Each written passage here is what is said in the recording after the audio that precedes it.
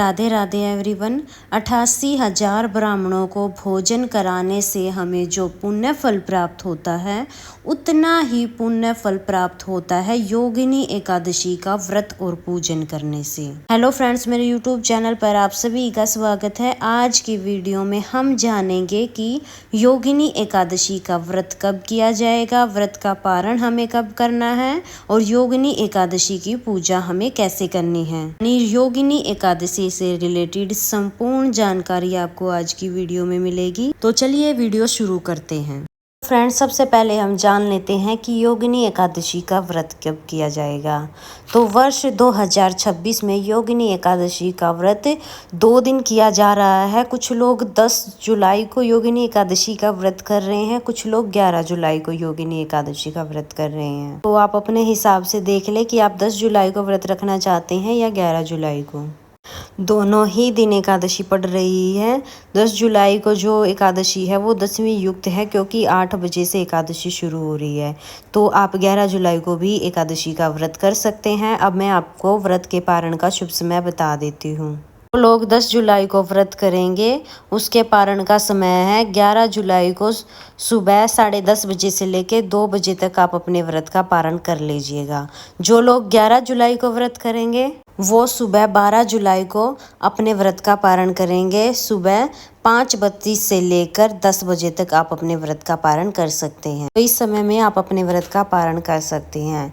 अब हम पूजा विधि देख लेते हैं। योगिनी एकादशी की पूजा करने के लिए सबसे पहले हम एक चौकी लगा लेंगे और उस पर हम पीले रंग का कपड़ा बिछा लेंगे। आप अपने मंदिर में ही पूजा कर रहे हैं तो वहाँ पर भी आप साफ धुला हुआ पीले रंग का वस्त्र बिछा लें। उसके बाद थोड़े से तिलों का या फूलों का आसन देकर हम यहाँ पर विष्णु भगवान की फोटो या मूर्ति, जो भी स्वरूप आपके पास है, उनको विराजमान कर लेंगे।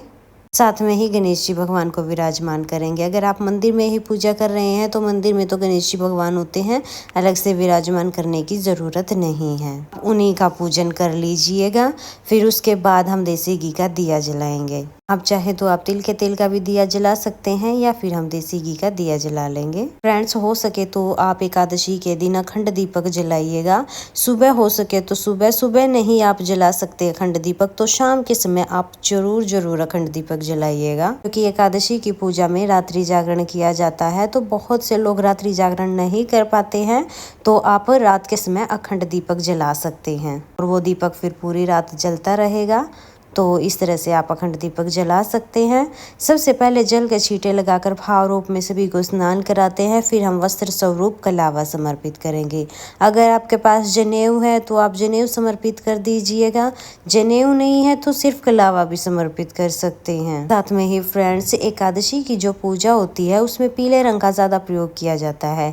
जैसे कि एकादशी का जब हम व्रत करते हैं तो हमें पीले रंग के वस्त्र पहनने चाहिए, पीले रंग का ही हमें आसन बिछाना है। हो सके अगर आपको पीले रंग के फूल मिल जाते हैं तो पीले रंग के आप फूल समर्पित करें। और फिर हमें तिलक करना है। तिलक भी हमें पीले रंग के चंदन से ही करना है।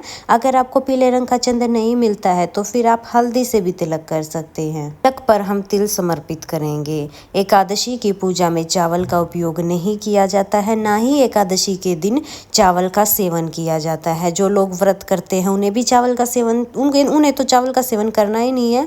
जो लोग व्रत नहीं करते हैं उन्हें भी चावल का सेवन एकादशी के दिन नहीं करना चाहिए। जो लोग चैनल पे पहले से जुड़े हैं उन लोगों को तो ये सब बातें पता है, लेकिन जो लोग नए जुड़े हैं मैं उन लोगों को भी बता रही हूँ। फिर उसके बाद फूल समर्पित करें। अगर आपको पीले रंग के फूल मिल जाते हैं तो बहुत अच्छी बात है, नहीं मिलते तो फिर जिस भी रंग के फूल आपको मिले आप वो फूल समर्पित कर दे। एकादशी के दिन तुलसी को तोड़ा भी नहीं जाता है, तो आप एक दिन पहले ही तुलसी तोड़ कर रख ले। साथ में ही हम फिर भोग समर्पित करेंगे। तो भोग में आप कोई भी ऋतु फल ले सकते हैं। एकादशी की पूजा में अन्न का भोग नहीं लगाया जाता है, तो जो भी ऋतु फल आपको मिलते हैं आप उनका भोग समर्पित करें।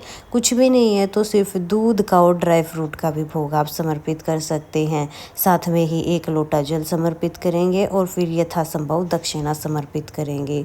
तो जितनी भी आप दक्षिणा समर्पित करना चाहते हैं उतनी आप दक्षिणा समर्पित कर दें, क्योंकि दक्षिणा पूजा में रही कमियों को पूरा करती है।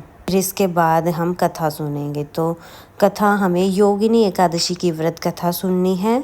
कथा सुनने के लिए 1 लोटा जल ले लेंगे और अपने हाथ में तिल के दाने ले लेंगे। योगिनी एकादशी की व्रत कथा की वीडियो आपको मेरे चैनल पर मिल जाएगी, आप वहां से सुन लेना।